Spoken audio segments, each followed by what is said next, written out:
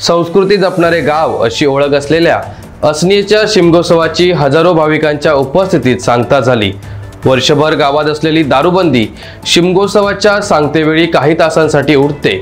यावेळी काढलेले रोंबाट लक्षवेधी ठरले। हा शिमगोत्सव सांगतेचा सोहळा शुक्रवारी संपन्न झाला। याला हजारो भाविकांनी हजेरी लावली होती। आपल्या आगळ्या वेगळ्या सांस्कृतिक परंपरेमुळे असनीची जिल्ह्यात वेगळी ओळख आहे। इथली संस्कृतीच पर्यावरण संवर्धन, सांस्कृतिक संवर्धन करणारी आहे।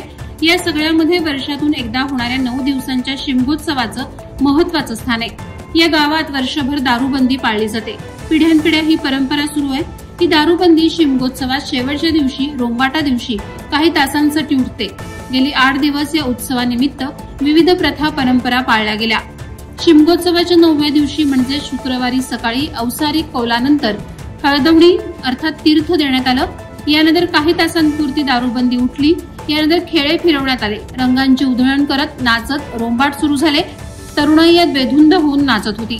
सायंकाळी मंदिराजवळ होळीजवळ मुख्य सोहळा झाला। यावेळी हजारो भाविकांनी गर्दी केली होती। रोंबाट होळीजवळ आल्यानंतर नारळ तोडणीचा कार्यक्रम झाला। यानंतर गावात चोर सोडून धुळवडीचा कार्यक्रम झाला। रात्री उशिरा इतर धार्मिक कार्यक्रमही सुरू होते। माहेर वाशिणीचा देव अशी ओळख असलेल्या वाघदेवाच्या दर्शनासाठीही गर्दी होती।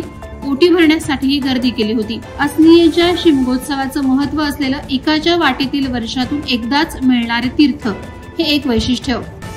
गावचा मानकरी भगव्या वेशात या वैशिष्ट्यपूर्ण वाटेतील तीर्थ देत होता। या दुर्धर आजार बरे करण्याचं सामर्थ्य असल्याची भाविकांची श्रद्धा आहे।